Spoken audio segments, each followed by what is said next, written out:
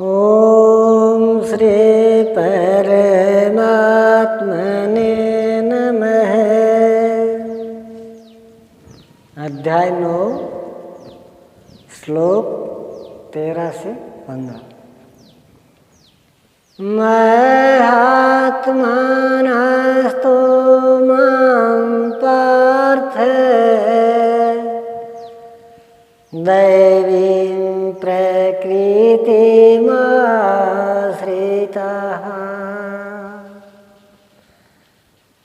वैजन्त्येनन्यमनसो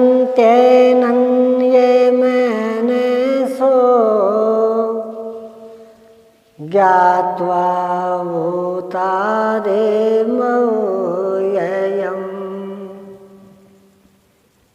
परंतु हे पार्थ, दैवी प्रकृति अर्थात दैवी संपद के आश्रित हुए महात्मा जन मुझे सब भूतों का आदि कारण अव्यक्त और अक्षर जानकर अनन्य मन से अर्थात मन के अंतराल में किसी अन्य को स्थान न देकर केवल मुझ में श्रद्धा रखकर निरंतर मुझे भजते हैं। किस प्रकार भजते हैं इस पर कहते हैं। सततं कीर्तयन्तो मां यतन्तश्च दृढव्रताः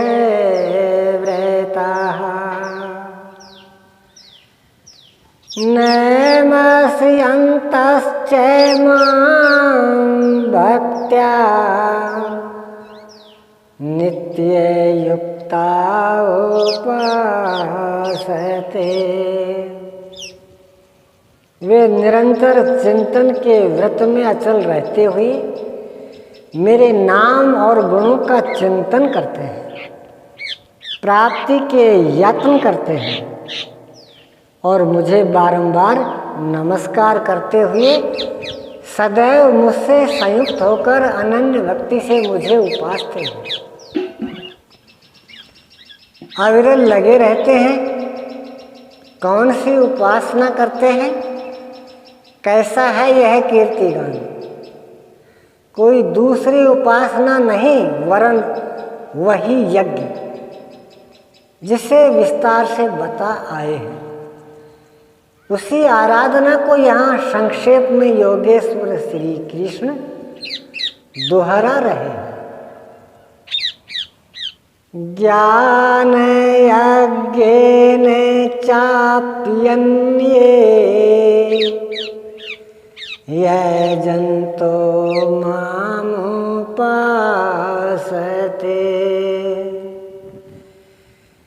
एकत्वेन पृथक्त्वेन बहुधा विश्वतो मुखम्। उनमें से कोई तो मुझ सर्वव्याप्त विराट परमात्मा को ज्ञान यज्ञ द्वारा यजन करते हैं,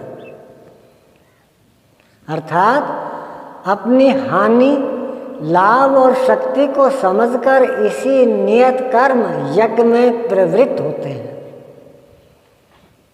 कुछ एकत्व भाव से मेरी उपासना करते हैं कि मुझे इसी में एक होना है और दूसरे सब कुछ मुझे अलग रखकर मुझे समर्पण करके निष्काम सेवा भाव से मुझे उपासते हैं तथा बहुत प्रकार से उपासते हैं, क्योंकि एक ही यज्ञ के ये सभी ऊंचे नीचे स्तर हैं।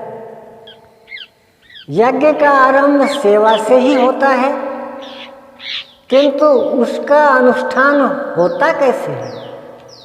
योगेश्वर श्री कृष्ण कहते हैं, यज्ञ मैं कराता हूँ। यदि महापुरुष रथी न हों तो यज्ञ पार नहीं लगेगा।